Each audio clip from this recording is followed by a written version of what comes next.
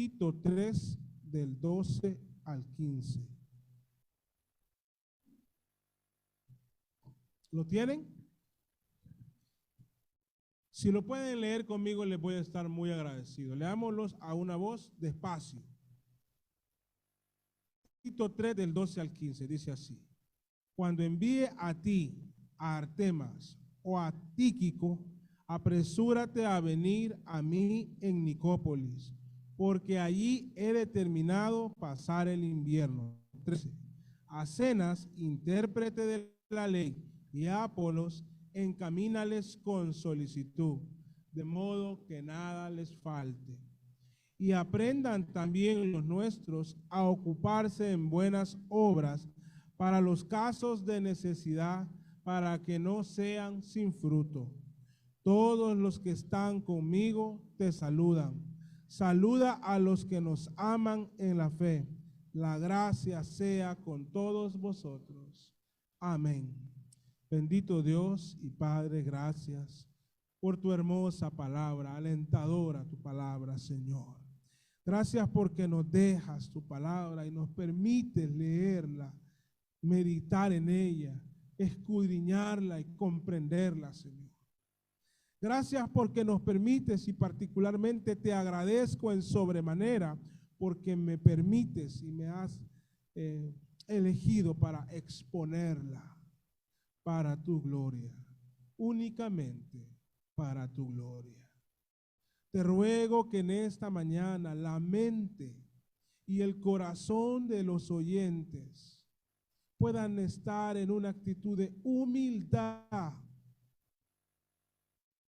Y quita, Padre, de cada uno de los oyentes cualquier orgullo o vestigio de orgullo, de soberbia, de altivez, para que puedan escuchar tu palabra con humildad. Pero como cada domingo, como cada vez que me permites predicar, también te ruego que me concedas a mí humildad para exponer tu palabra. Exponerla con la humildad de Cristo, porque en mí es carente, Señor, pero en ti es abundante la humildad. Dame de tu humildad para exponer tu palabra. Y haz que el amor que has puesto en mí crezca durante la exposición de tu palabra. Y que mientras tu palabra es expuesta, tú muevas tu mano de poder en medio de nosotros para la gloria de Cristo. Ayúdanos a ser obedientes, Padre, y a cumplir nuestra responsabilidad como estos hombres. Lo notamos al final de estos versículos. Te lo pido en el nombre de Jesús. Amén. Todos obedientes en su tarea asignada. Leo una y otra vez el final de esta epístola a Tito con mucha admiración. Me produce abundante alegría. Noto en Pablo un hombre de Dios que ha logrado luego de muchos años conformar un equipo misionero muy laborioso, leal, humildes, unidos, obedientes, dispuestos a todo por Cristo. Además, veo muchos más cristianos respaldando de diversas formas la labor de este equipo misionero. Un equipo que va de lugar en lugar llevando el evangelio, viajando de un país a otro, atendiéndose en los viajes entre ellos y siendo atendidos por otros, llevando cosas, encomiendas de una ciudad a otra, pero sobre todo predicando el evangelio de Cristo sin descanso y con mucha pasión. Veo un equipo de trabajo misionero muy maduro y a la vez muy preparado, de tal modo que Pablo confía en ellos. Eso es notorio en estos textos. Seguramente también son hombres probos. Ya Pablo los conoce de años y ha probado su integridad, que son irreprensibles, y su confianza y su lealtad. Son hombres probos. Pablo los conoce bien, sabe acerca de su carácter, y de su vida en Cristo. Y en cuanto más leía estos versículos, más cosas notaba.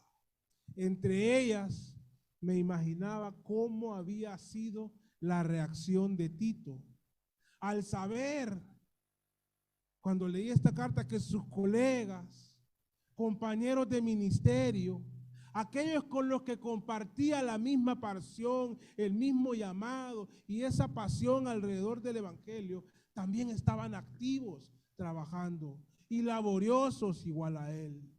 Me imagino a Tito con una de esas sonrisas espontáneas y llenas de satisfacción en su rostro al leer estos últimos versos, donde se aprecia a un Pablo como un siervo imparable, incansable, un hombre que siempre está en actividad, donde se nota que Artemas y Tíquico están dispuestos a ser enviados a cualquier lugar y ahora están muy dispuestos para llegar a Creta, para relevar a Tito en su labor.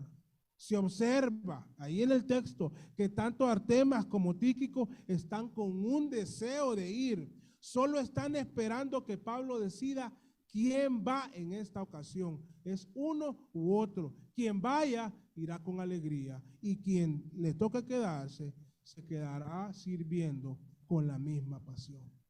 ¿Cómo no iba a sonreír Tito y mostrar fuertes emociones al leer este texto y mostrar esas emociones de satisfacción al saber que él era encargado de atender bien y con hospitalidad a otros dos siervos, como eran Zenas y Apolos?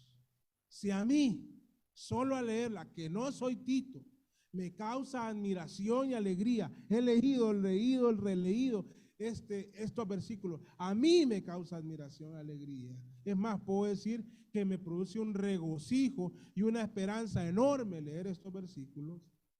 Cuanto más a Tito, cuanto más pudo causar en él reacciones positivas al leer el final de esta más maravillosa epístola.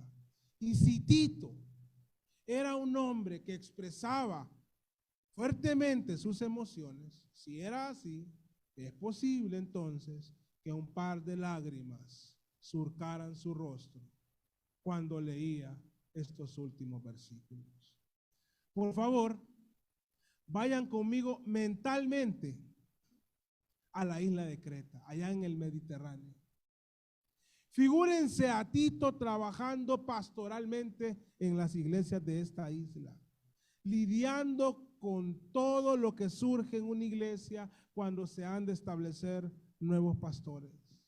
Además, luchando con varios falsos maestros, exhortando a todas las generaciones de la iglesia para vivir una vida piadosa, llena de buenas obras, reprendiendo a los contenciosos y a los divisivos. Y de pronto llega la correspondencia con esta carta.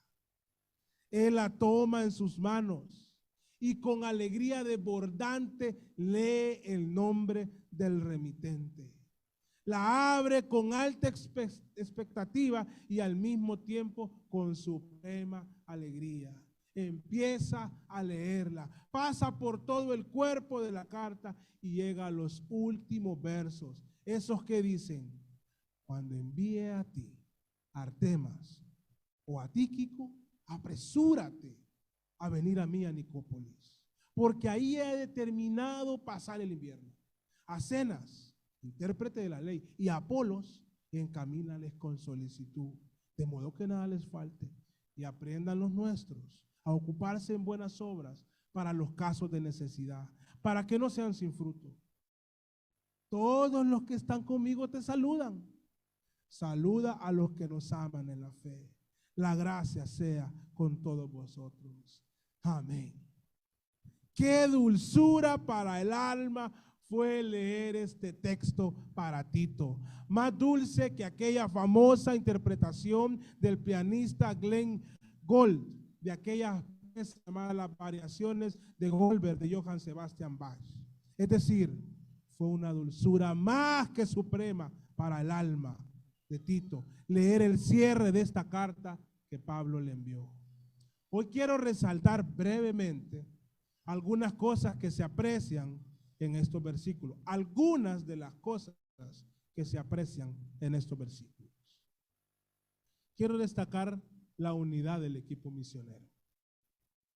Quiero destacar la sumisión y obediencia a Pablo entre ellos, entre los miembros de ese equipo. Quiero resaltar la generosidad de las iglesias, la exhortación para los decretas y el amor no fingido entre los cristianos.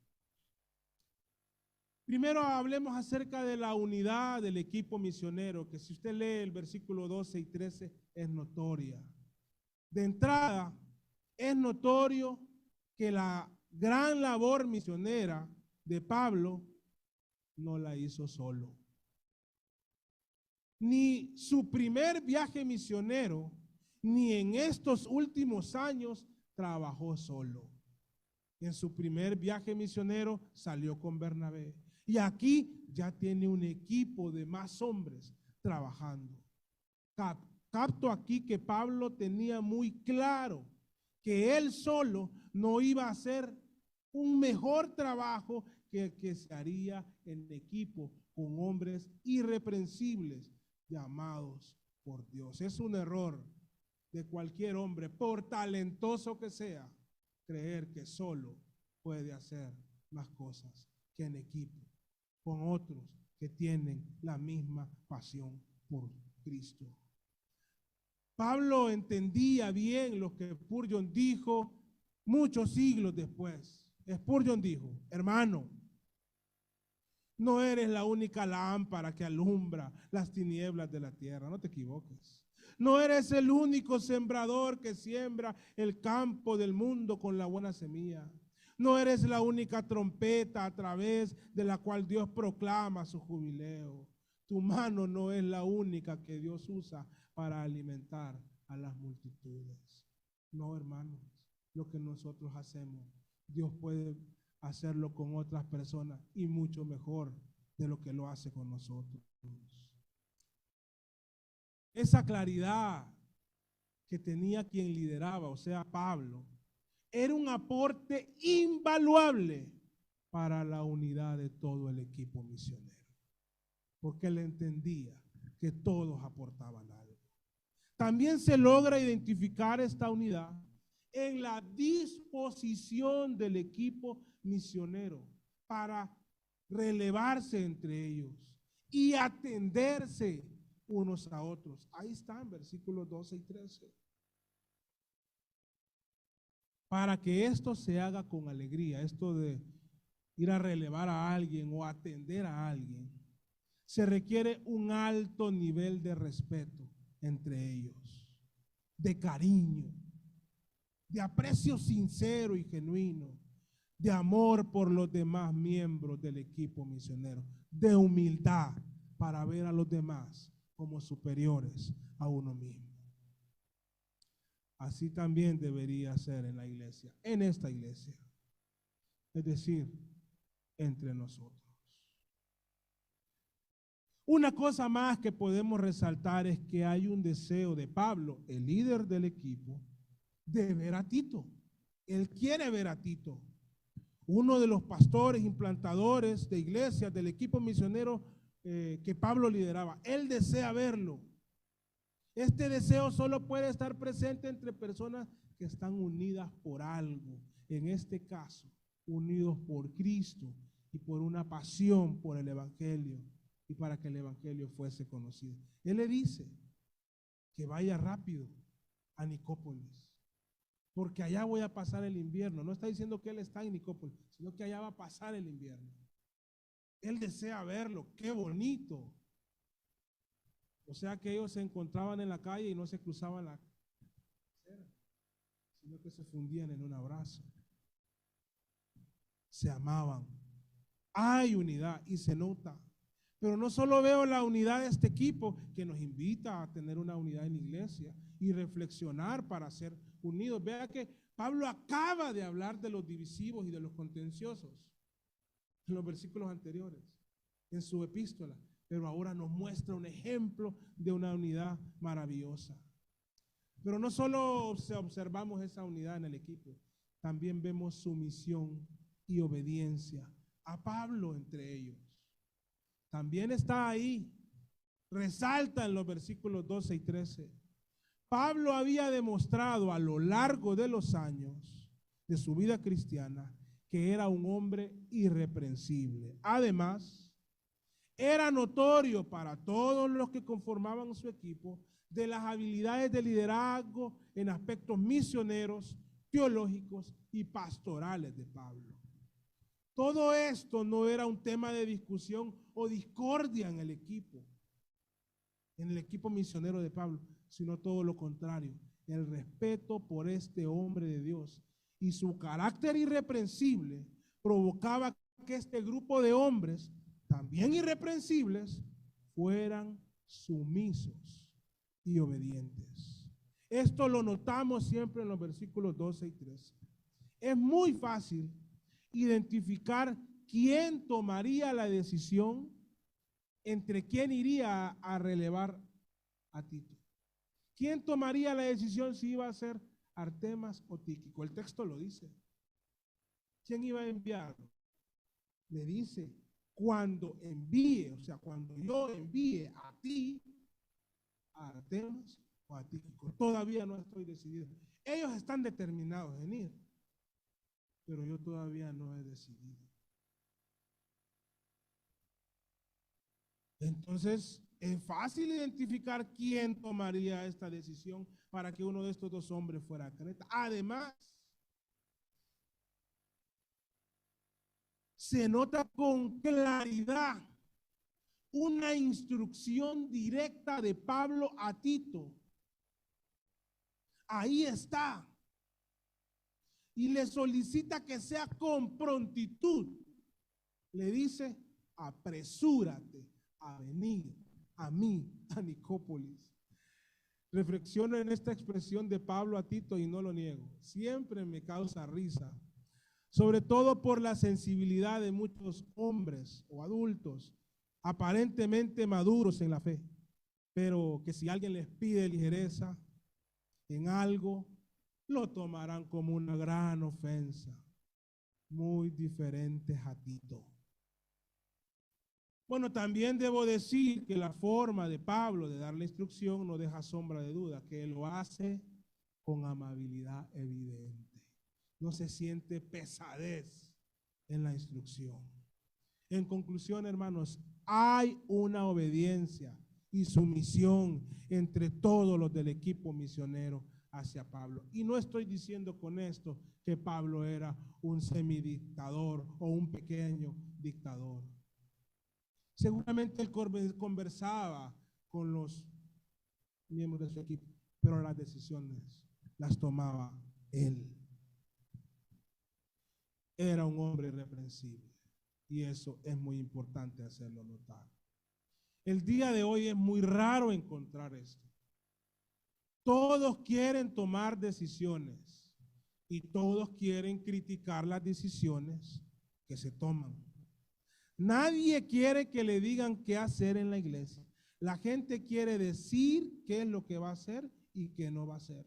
La gente quiere decidir cuándo sí va a hacer las cosas y cuándo no las va a hacer y que nadie les diga nada. Y los que están en liderazgo tienen que invertir, tenemos que invertir un gran tiempo en hacer los cálculos para que nadie se nos vaya a ofender si nos toca reprenderlo o llamarle la atención. Es un tanto penoso, hermanos, esto. Decirlo es penoso, pero dejémonos de falsedades. Es una realidad. Sería genial que los líderes y siervos en las iglesias, y aquí en Berea, personalmente a mí aplica esto, pues nos conservemos irreprensibles, pero que también los demás líderes y siervos sean obedientes y sumisos, como Tito, Artemas, Tíquico, Zenas y Apolos. Para ello también se requiere que los pastores y líderes sean irreprensibles como Pablo. Pero sabemos, hermanos, que a Pablo también le tocó lidiar con algunos que no eran como estos hombres. Por ejemplo, con Demas, en el que leíamos durante el culto, lo abandonó. E incluso Pablo en la segunda epístola a Timoteo aseveró lo siguiente, segunda de Timoteo 4:16. En mi primera defensa, ninguno estuvo a mi lado, sino que todos me desampararon. No les sea tomado en cuenta. Pero luego en el verso 17 dice lo siguiente: pero el Señor estuvo a mi lado y me dio fuerzas. Al final dice, así fui librado de la boca del león. Es decir, Pablo tenía un grupo de hombres fieles, leales, obedientes, sumisos, pero no perfectos. Lo bueno es que Pablo siempre tuvo la compañía de Dios. Y al fin de cuentas, esa es la más importante. Y de hecho es suficiente. Lo vemos con Elías, solo, contra cientos de profetas. Pero prevaleció el profeta de Jehová. Pero no podemos negarlo, es alentador saber que Pablo tuvo un equipo leal y obediente. Creo que es algo por lo que los que servimos anhelamos. En tercer lugar, veamos la generosidad de las iglesias. Siempre está ahí en los versículos 12 y 13. Tengo unas preguntas para ustedes. Váyanla contestando, no tienen que levantar la mano, ni pararse, ni decir palabra, pero váyansela contestando. De lo que dice ahí en los versículos 12 y 13 les tengo unas preguntas. ¿Cómo se financiaría el traslado de Artemas o Tíquico hacia Creta? Siguiente pregunta. ¿De dónde saldrían los fondos para el viaje de Tito a Nicópolis? ¿Quién pagaría el viaje de Pablo y sus compañeros de viaje hacia Nicópolis? Pablo no estaba en Nicópolis. Él va a pasar allá en invierno. Él va para allá y no va solo. Otra pregunta. Para que nada le hiciera falta a Zenas y a Apolos, ¿ustedes creen que se requerían recursos económicos? Y eso de que le dice, encamínalos con solicitud, ¿ustedes creen que también requería algún presupuesto? Si han logrado responder correctamente a estas preguntas, notarán que aquí están presentes muchos, pero muchos que no están enlistados con nombre y apellido, pero están ahí y son parte de ese movimiento misionero.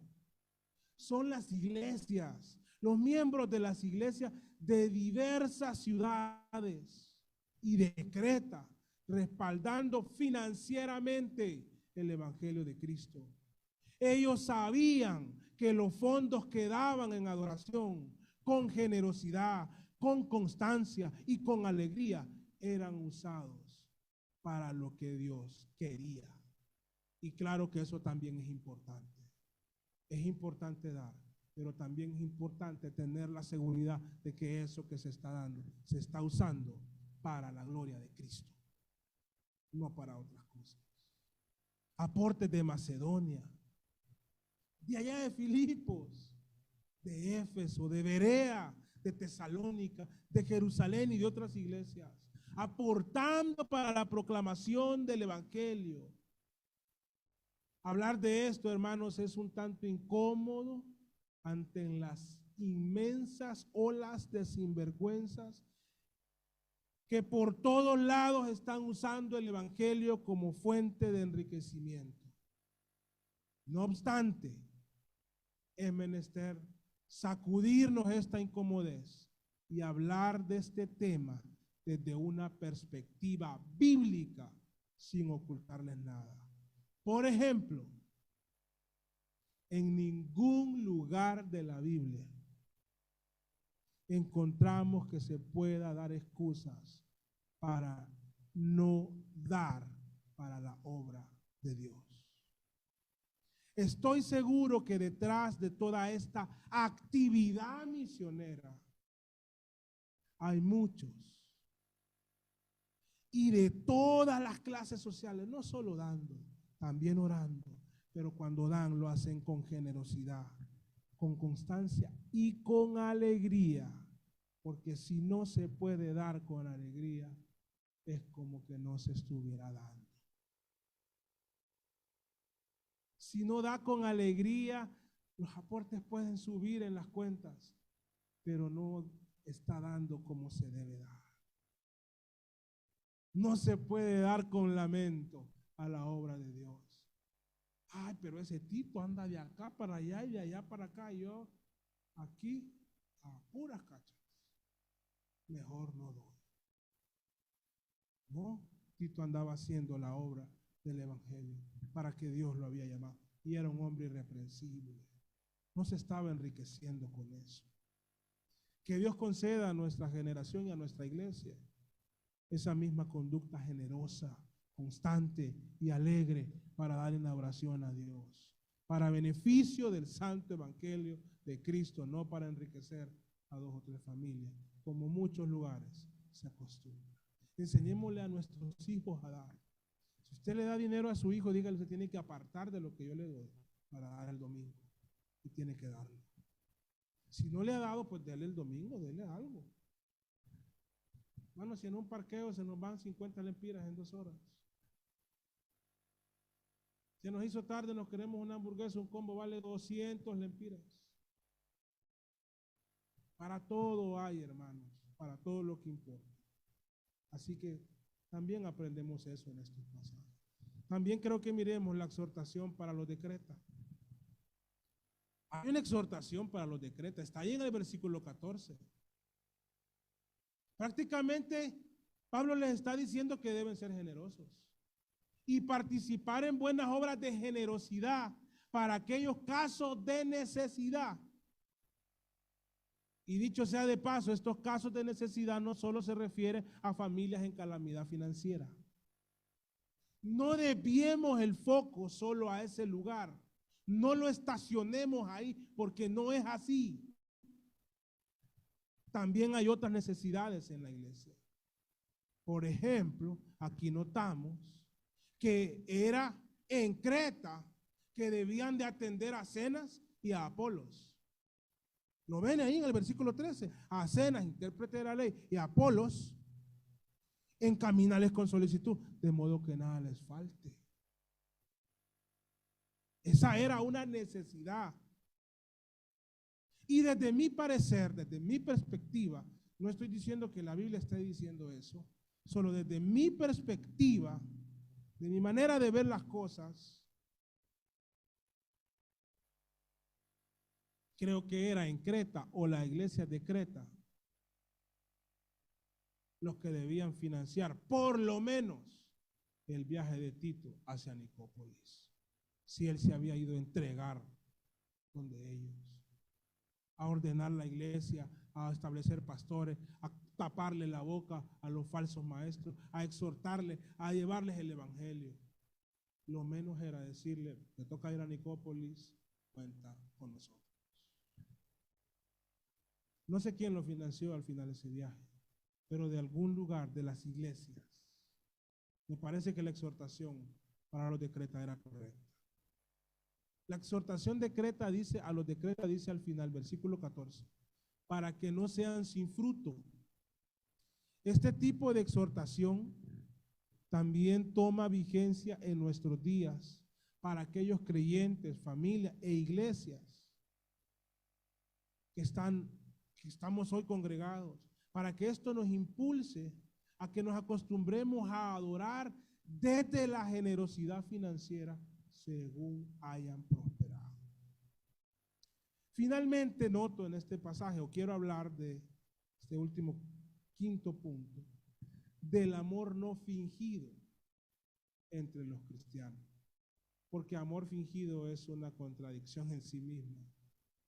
No existe. Eso se llama falsedad, hipocresía.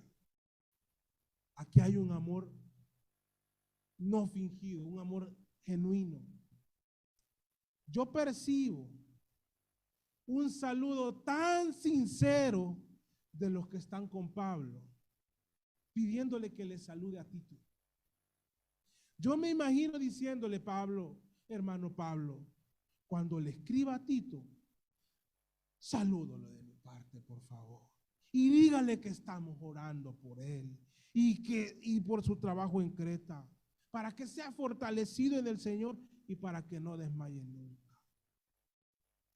Me imagino a uno y a otro encomendando a Pablo que le saludaran a Tito, enviándole un saludo sincero, amoroso, alentador, fraterno, de aliento para Tito. Desde su corazón salían estas palabras, porque había una unidad sincera.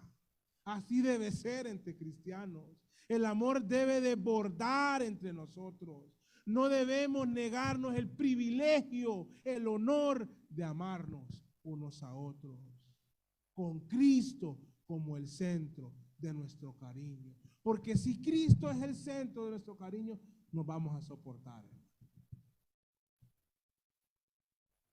Porque Él nos soportó y nos soporta. Entonces, si Cristo es el centro de nuestro cariño, vamos a tener un amor fraterno sin igual. Si ven el versículo final, luego que Pablo extiende un saludo a los demás de Creta, cierra diciendo una expresión plena de amor cristiano. La gracia sea con todos vosotros. Amén. Antes de eso está el saludo a los de Creta, ¿lo ven? Saluda a los que nos aman en la fe. ¿Ustedes creen que ese saludo, inspirado por el Espíritu Santo, escribiendo esta epístola, solo era para llenar el espacio de la epístola? ¿Ustedes creen que no hay verdaderamente emociones y sentimientos reales en esto? Claro que lo hay, hermanos. Dios nos hizo seres con emociones. Y yo creo que ha hecho que el Evangelio sea lo que más nos hace desbordar de emociones, de alegría, de gozo, de arrepentimiento, de tristeza para arrepentimiento, de perdón, de amor, de devoción. Ay, vean las emociones contempladas en estos versículos, no solo del que escribe, también de aquel que está recibiendo esta epístola.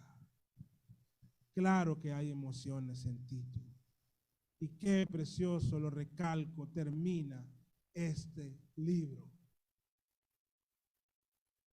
La gracia sea con todos vosotros. Amén. Entiendo que pasados unos días, Tíquico o Artemas llegaron a Creta. Tito, con alegría de ir a ver a Pablo, pero con tristeza porque ya había dejado parte de su corazón en esa isla, tuvo que partir. Pablo no estaba ahí, Tito dejó de estar ahí, pero el evangelio ahí estaba. Y habían otros sirviendo al Señor. Ya Tito seguramente había dejado ancianos establecidos en las iglesias. Ya les dejó puntuados a varios falsos profetas a los que había que enfrentar. Ya dejó una iglesia más saludable. Y seguramente se llevó ahí en su maleta una copia de esta hermosa epístola. Pablo cierra su carta a Tito, mostrando que Dios usa a un equipo misionero muy maduro bajo la dirección o el liderazgo, no es una palabra mala, hermano, liderazgo, bajo el liderazgo de Pablo. Sí, somos siervos del Señor, pero a Pablo Dios le dio habilidades de liderazgo. Este equipo misionero es un equipo que estaba muy unido, algo aspiracional para una iglesia. Para eso se requieren muchas cosas. no es de la noche a la mañana. Pero Pablo tiene un equipo que me parece sumiso. Me parece que Tito no está leyendo esto como ¿y qué se cree Pablo? Que me dice que me apure. Y todavía me tengo que hacer cargo de atender a estos dos. Y yo no estoy de acuerdo que sea ni Tíquico ni Artemas. ¿Por qué no manda a Timoteo? Yo no noto eso en Tito. Creo que en él había alegría, un equipo sumiso y obediente. Tampoco creo que Tíquico, Artemas, Cenaz y Apolo estaban en contradicción, en cosas, como dicen los versículos anteriores, en necedades, en cosas menores. Un equipo obediente. Y un equipo que está respaldado en oración y financieramente por varios. Un equipo que enseña de todo en las iglesias que está plantando. Un equipo que tiene un amor mutuo, genuino, notorio y ferviente. Eso es evidente entre ellos. Aquí hay muchas, hermanos, conductas para imitar por parte de nosotros.